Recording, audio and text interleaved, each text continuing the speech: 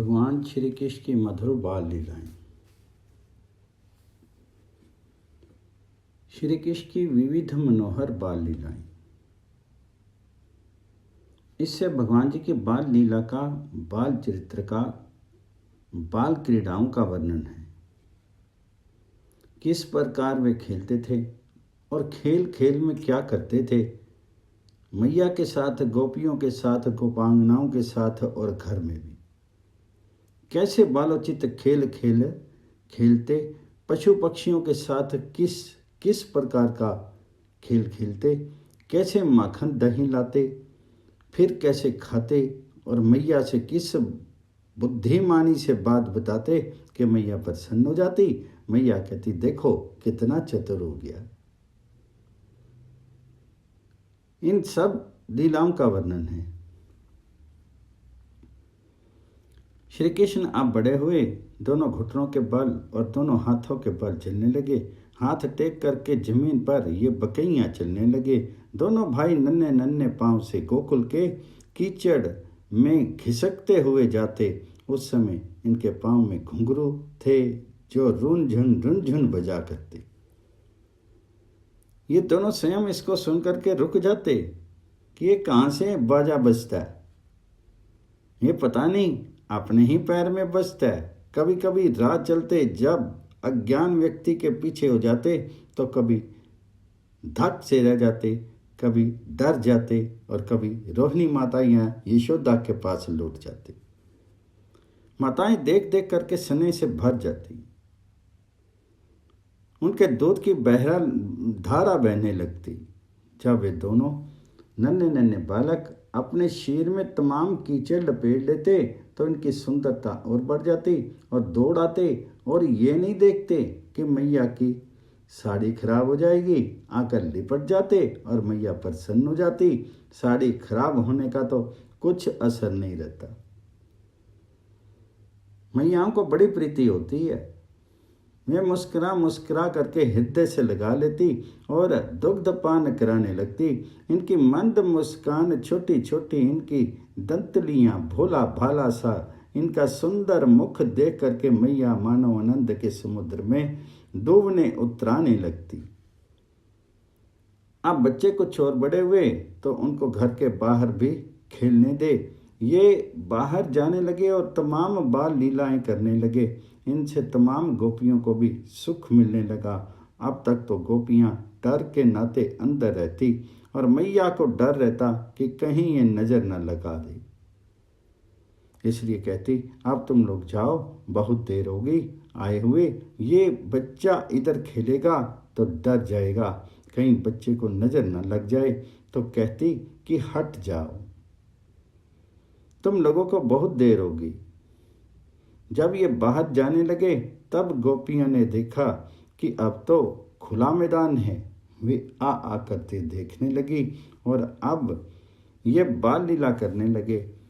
कभी किसी बछड़े की पूंछ पकड़ लेते और बछड़ा डर से भागना चाहता तो पूंछ को और जोर से पकड़ लेते।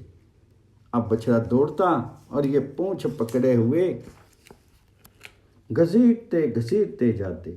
गोपियां अपने घर का सारा काम छोड़ छाड़ करके रात दिन इस तमाशे को देखने में लगी रहती। वे घर से सवेरे निकलती, घर वाले कहते कि अभी रसोई नहीं बनी है तो बोलती रसोई बाद में बनावेंगी, रात को खा लेना, दिन को उपवास ही सही, क्योंकि ये लीला तो रात को होती नहीं, दिन में ही होती है। शाम को मैया ले जाएगी। दोनों बड़े चंचल, बड़े खिलाड़ी थे। कहीं हरण के पीछे हो जाते और हरण फुदकता जाता तो उसकी पूंछ पकड़ लेते और हरण की तरह पीछे पीछे दौड़ते। कहीं गाय भैंस दिखती तो सीधे जा करके सींग की पकड़ कर लेते। मैया बोलती राम राम, कहीं सींग ना लग जाए। अब उनकी कौन सुनता, उनके ऊपर चढ़ने लगते। वे गाय बेचारी सब मात्र स्थानीय थी ना, सब देवियां ही रही। वे उनको चाटने लगती। कभी हमन की आग देखते तो कहते कि ये लाल लाल क्या है। चलो इसी में हाथ डालेंगे। धधकती हुई आग में हाथ डालने के लिए कूदने लगते तो मैया दौड़ती और कहती ये क्या किया, और दौड़ करके पकड़ लेती। ब्रज में बड़े बड़े कुत्ते थे तो कभी उनके पास पहुंच जाते और उनकी पूंछ पकड़ लेते, कभी कुत्तों के ऊपर बैठ जाते और फिर रोटियां ला करके कुत्तों को खाने को देते। कभी घर में राजघर था, तलवार टंगी रहती तो उतार लेते और म्यान से निकाल लेते। तब मैया दौड़ती और कहती कि लग जाएगी, तो छोड़ करके भाग जाते। कभी कभी कुएं के पास चले जाते और रस्सी पड़ी होती तो कुएं में छोड़ देते। अब खींचने का उपाय था नहीं, जो था नहीं। ये छोटे से बच्चे थे। तब मैया मैया मरे अरे खींचो चिल्लाते तो मैया दौड़ती और हाथ पकड़ करके निकाल लेती। कभी किसी बगीचे में जा पहुँचते, बगीचे में लगी होती कांटों की बाढ़, तो घुसे कैसे। कांटों की बाढ़ के बीच में छेद दिखता है तो उससे पहले अपना सिर डाल देते, फिर पैर डाल देते। अब निकल पाते नहीं तो कहते अरे मैया हम तो फंस गए। तब मैया दौड़ती और किसी प्रकार से उनको निकालती। दोनों मैयाओं का घर का सारा काम समाप्त हो गया। यही काम धंधा रहा। सुबह से शाम तक इनके पीछे दौड़ती और ये तो थे उद्यमी। एक दिन सांप दिखा तो जा करके सांप को ही पकड़ लिया और फन पकड़ करके थपथपाने लगे। मैया ने देखा तो सोचा सांप काट लेगा, तब घबरा गई, वे क्या काटता। उनका स्पर्श होते ही उसका सारा विष अमृत बन गया। इस प्रकार दोनों मैया रात दिन इनकी सेवा में लगी रहती और रात दिन इनके पीछे पीछे रहती। किसी प्रकार से इनको कुछ हो ना जाए इनका ध्यान रखती। 3 तरह के भय उत्पात होते हैं, आदि भौतिक, आदि देविक और आदि दैविक। तीनों तरह से मैया डरती कि कहीं किसी सांप ने काट खाया, किसी कुत्ते ने काट लिया, किसी गाय का सींग पकड़ा तो गाय ना मार दे, पूंछ पकड़े और बछड़ा जोर से दौड़ा और गिर पड़े तो इनके चोट लग जाएगी। कहीं कांटों में घुस जाएंगे और आग में हाथ दे देंगे। हर तरह से मैया भयभीत रहती, कहीं जा कर के कुछ खा ना लें, जो मन में आया उठाया सो खा लिया। कहीं बीमार ना हो, एक तरफ बीमारी का डर, एक तरफ देवताओं का डर, आग पानी का डर और एक तरफ राक्षसों का डर और पक्षियों का तथा पशुओं का डर। मैया रात दिन डरी रहती और डरने के साथ साथ इनका बाल चापल्य देखती, बच्चों को कूदते हुए देखती तो प्रसन्न हो जाती कि देखो इसे अब कूदना आ गया, अब इसको नाचना आ गया। ये नाच लेता है बड़े मजे में। दोनों आपस में बात करते कि देखो देखो, कल तक इन दोनों को हम हाथ पकड़ करके चलना सिखाती थी और फिर ये घुटनों के बल चलने लगे और अब तो ये खड़े होने लगे और देखो खड़े होकर के बिना सहारे के ही चलते फिरते लगे और अब तो देखो बाहर जाने लगे। मैयाओं को बड़ी प्रसन्नता होती है कि देखो हमारे बच्चे अब योग्य बन रहे हैं। ये अपने आप खेलने लगते। एक दिन की बात सुना दे।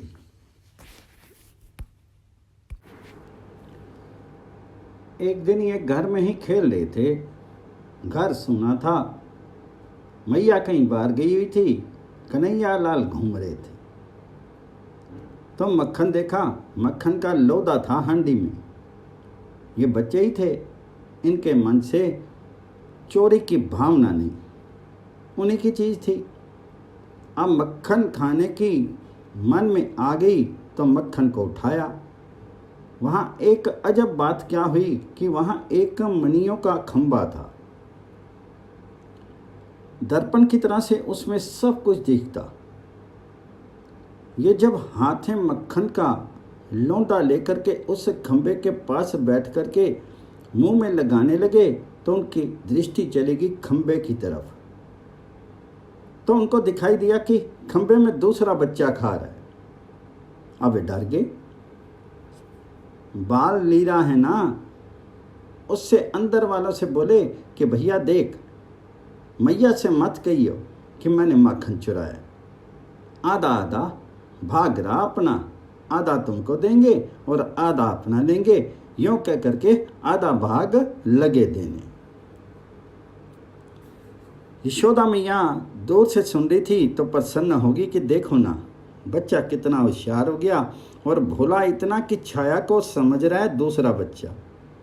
आश्चर्य कर रहा था कि माँ सामने आ गई। तब माँ को देखते ही जो चुपचाप बात प्रतिबिंब से कर रहे थे उस बात को बदल दी। कन्हैया बोले, मैया देखो ये कौन आ गया, बड़ा लोभी मालूम होता है, इसने घर में घुस करके माखन ले लिया।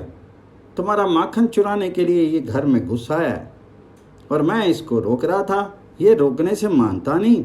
और भैया जब मैं गुस्सा करता हूँ तब ये भी गुस्सा करता है। मैं ज़ोर से बोल रहा हूँ तो देखो ये भी ज़ोर से बोलता है और मुंह बना रहा है। ये मेरी नकल करता है, जैसे बोलता हूँ वैसे बोलता है, जैसे गुस्सा करता हूँ वैसे गुस्सा करता है। मैं आंख लाल करता हूँ तो ये भी लाल करता है। मैया देख, तुम ये मत सोचना कि मुझे माखन का लोभ है, मुझे लोभ आदि नहीं है, ये तो सब इसकी बदमाशी है। ये यहाँ घुस आया है।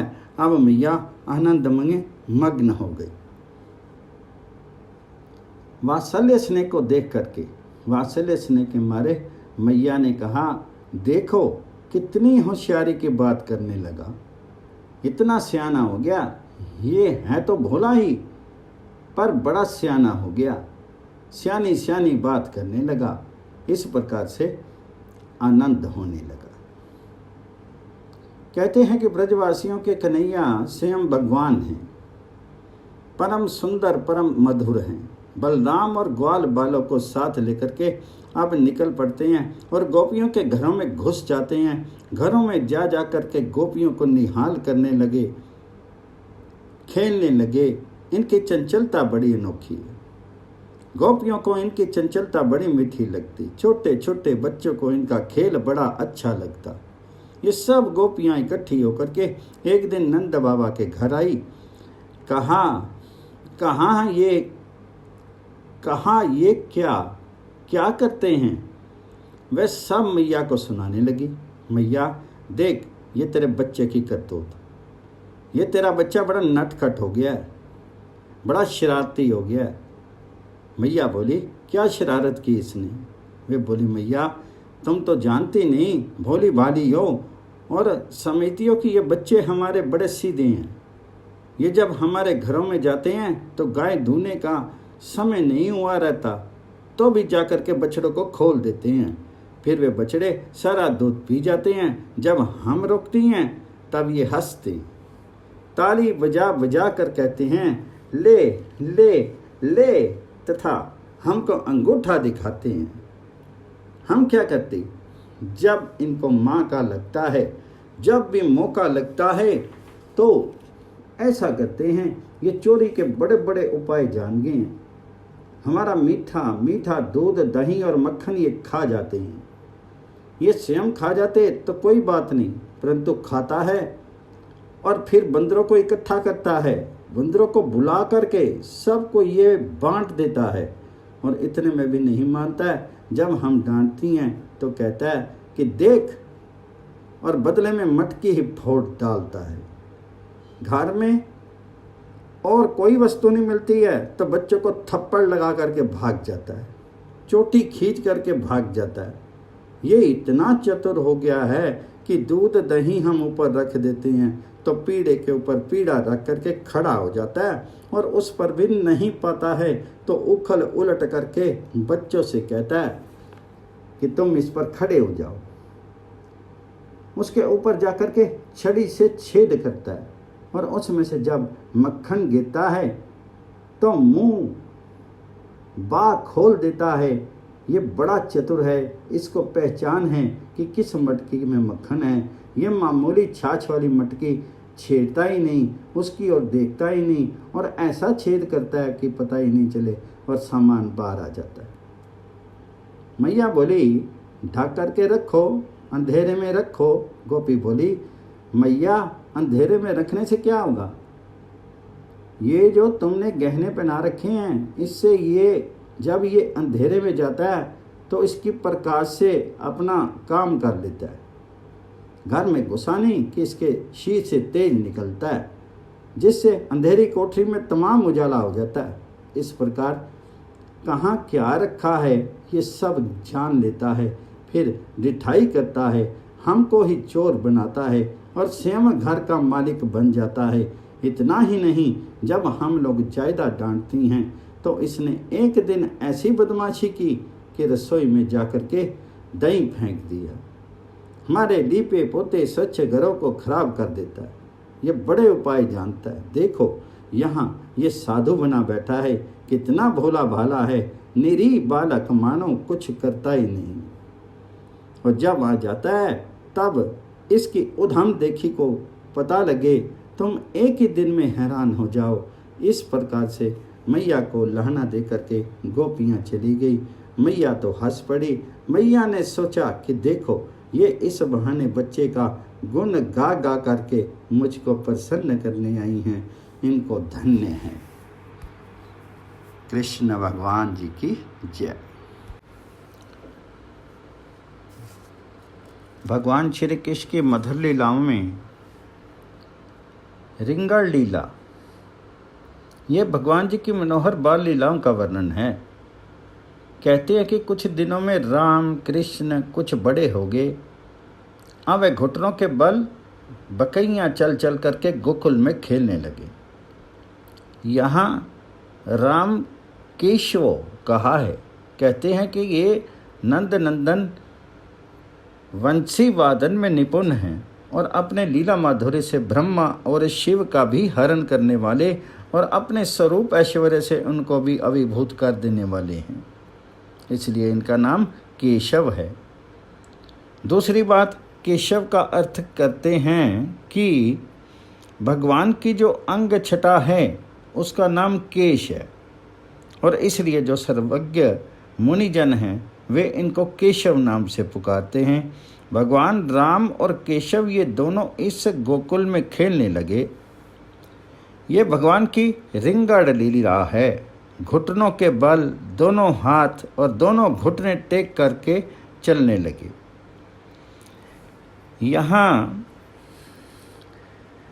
अंध्रियुग्मक क्यों कहा? इसलिए कहा कि इनके चरणों के साथ और किसी चीज़ की तुलना हो ही नहीं सकती। इनके चरणों की तुलना तो इनके चरणों से ही हो सकती है। इनके दोनों चरण ही परस्पर एक दूसरे की तुलना की वस्तु हैं, इसलिए कोई और शब्द ना लगा करके युगल चरण नाम लिया। ये नन्हे नन्हे पाँव से घसीटते हुए चलते और माताएं देखती। दोनों की माँ एक ही माँ समझ लीजिए। दोनों बच्चे दोनों के लिए समान बच्चे, दोनों को अलग अलग माँ नहीं, एक ही माँ। वह मैया क्या करती? वे जहाँ चलते चलते जरा सा अटक जाते तो मैया दौड़ती। मैया इनके पीछे पीछे चलती। इनके बाद मैयाओं ने क्या किया कि इनकी अंगुली पकड़ पकड़ करके चलना सिखाने लगी। जिनके इशारे से सारे जगत का चक्र चलता है, उनको मैया इशारे से चलना सिखाने लगी। अंगुली पकड़ करके कहीं गिर ना जाएं, ये धीरे धीरे चलने लगें। जब इनके पैरों में नुपुर रुंझुन रुंझुन बजने लगती, तब अपनी ही ध्वनि सुन करके ये आप ही मुग्ध हो जाते कि ये बाजा कहाँ से बज रहा है। इसलिए आश्चर्यचकित होकर के देखते, परंतु दूसरा कोई दिखता नहीं। यूं ये खेल करते तो यशोदा रोहिणी मैया देख करके प्रसन्न होती। फिर ये कीचड़ में लौटने लगते।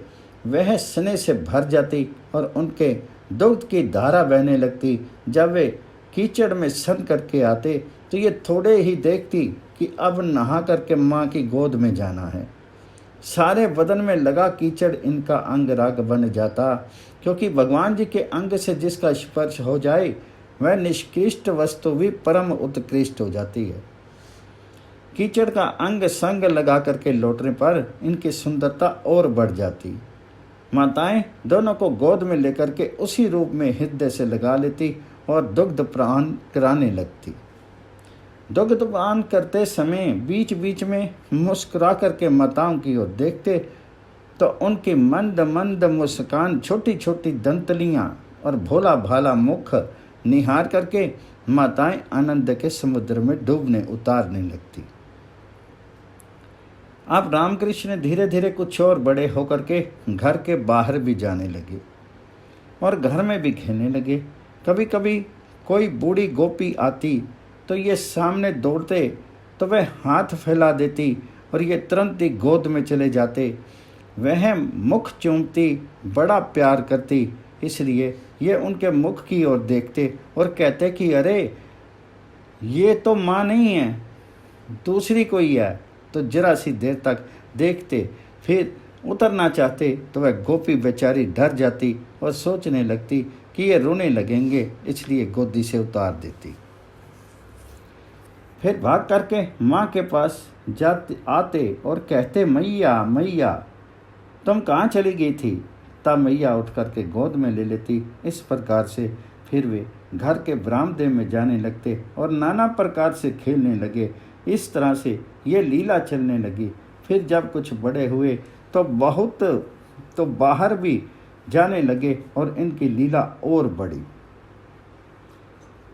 दूसरों को कहने में जो उपद्रव बढ़ा और इनकी लीला बढ़ी तथा मैयाओं का आनंद और भय दोनों बढ़ा।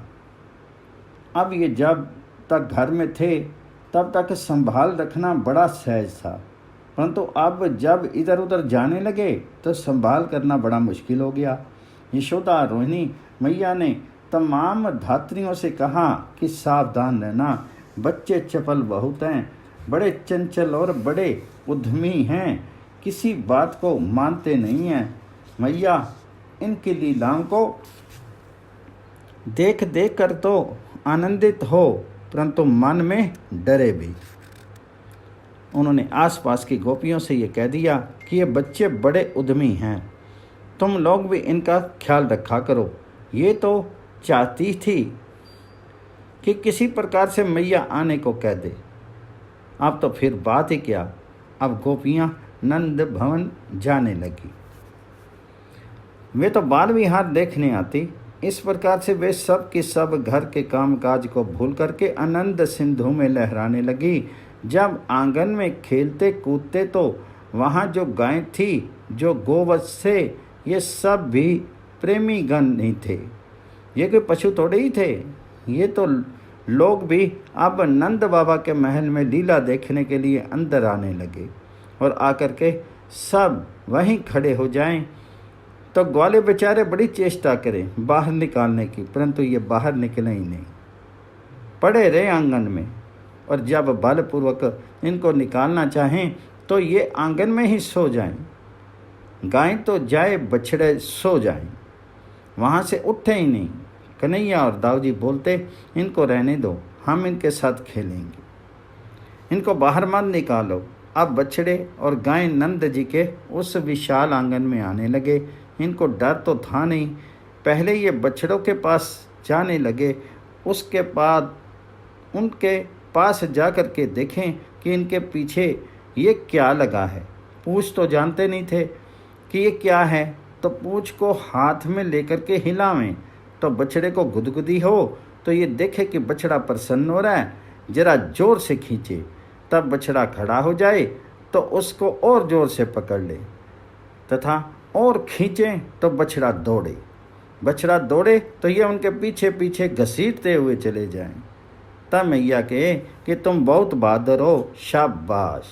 सब बच्चे ताली बजावें तो इनकी मौज और बढ़े। इस प्रकार से मैया देखे कि यह बछड़ा दूर जा रहा है और पूँछ कहीं छूट जाए तो मैया के मन में वात्सल्य भाव था, तो वे पीछे से दौड़ करके जाए और उसको छुड़ा करके गोद में लेते हुए कहे, भैया ऐसा नहीं करना चाहिए।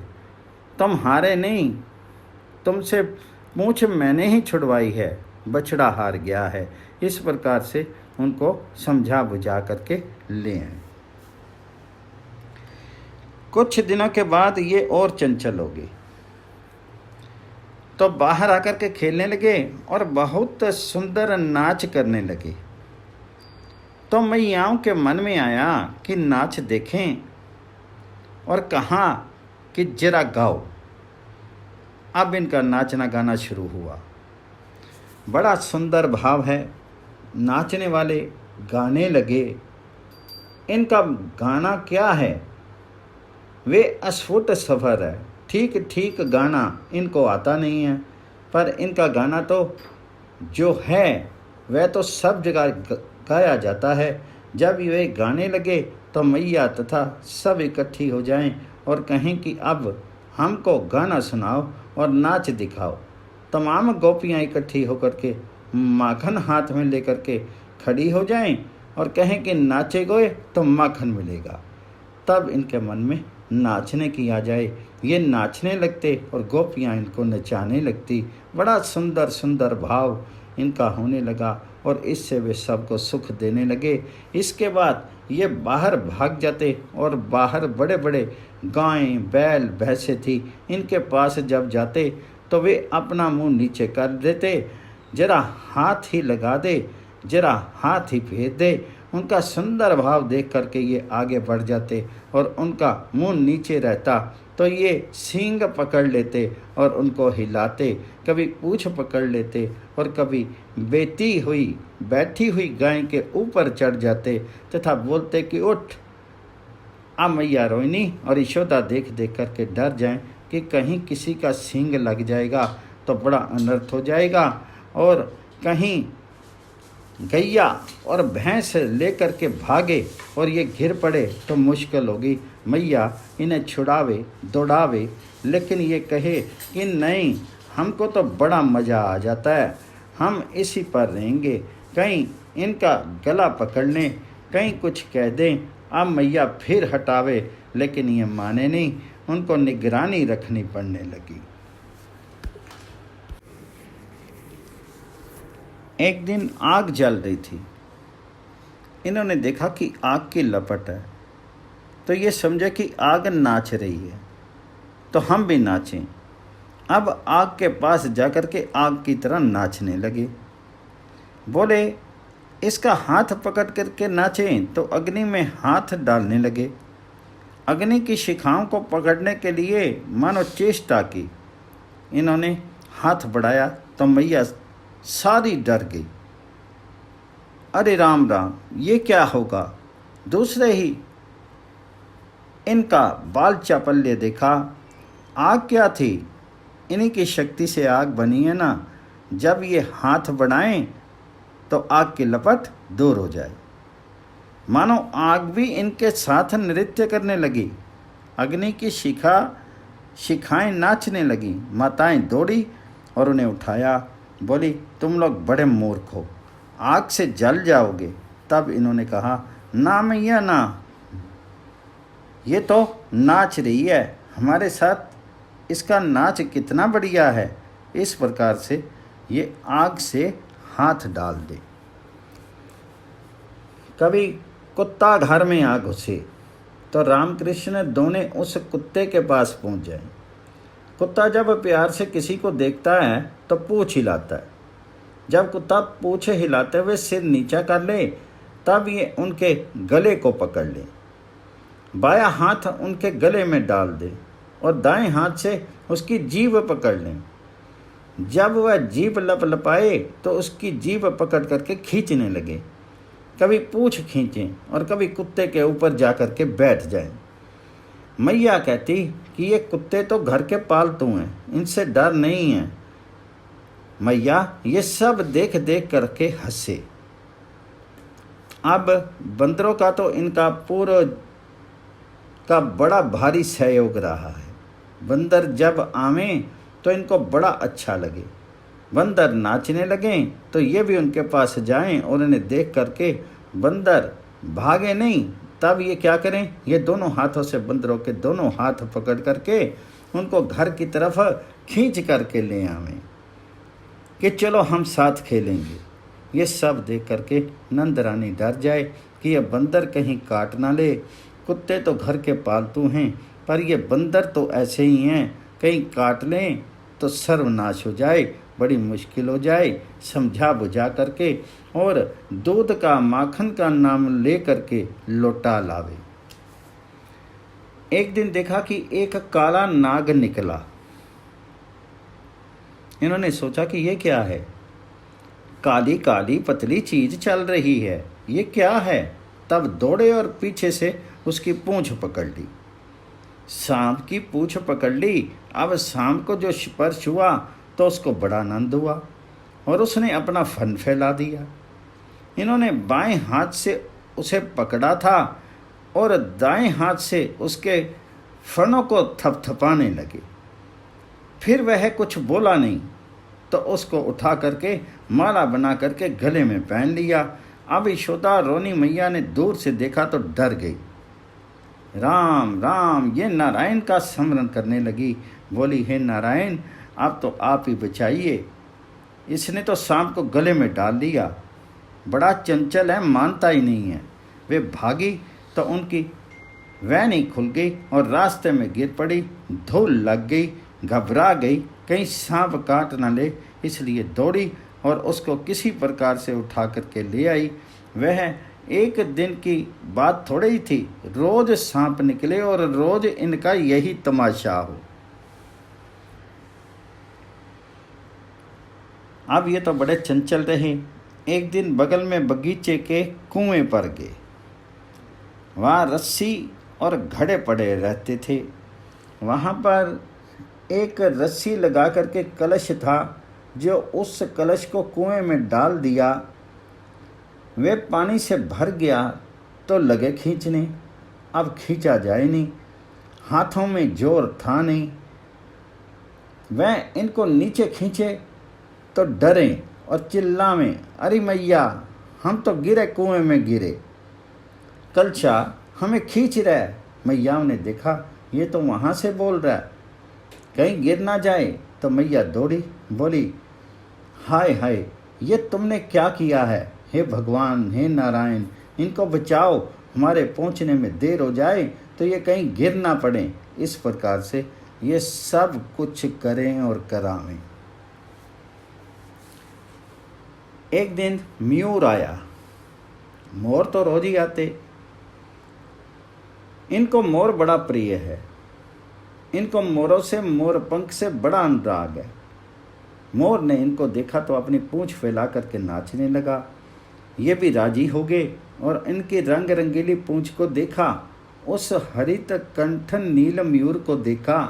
अब मोर पर हाथ फेरने लगे, उसकी पूंछ को पकड़ करके खींचने लगे। इधर उधर जब मोर भागे तो उसके पीछे पीछे भागे, इधर उधर भागे तो दोनों भाई कभी आगे कभी पीछे भागे, मोर का रास्ता ही रोक दें।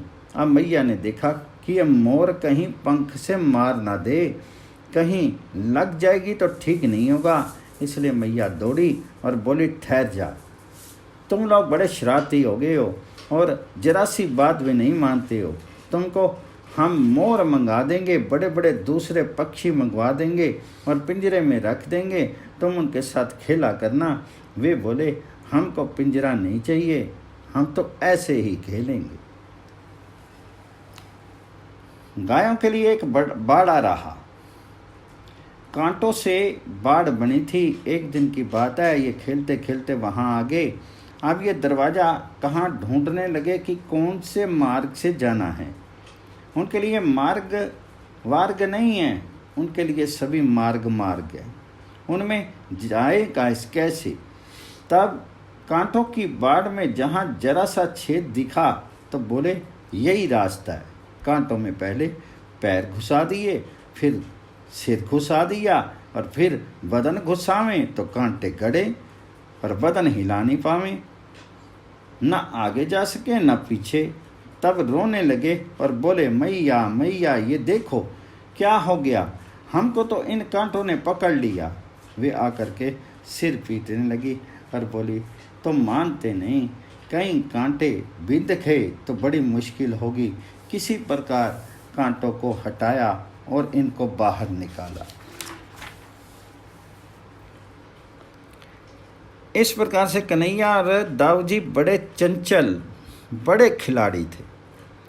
वे कहीं हरणों के पीछे, कहीं गायों के पीछे, कहीं सींग वाले पशुओं के पीछे भागते, कहीं धधकती आग में खेलने लगते, कभी कुत्तों के पास, कभी बंदरों के पास, कभी कुएं में, कभी गड्ढे में, कभी मोरों के पास, कभी कांटों में खेलने लगते।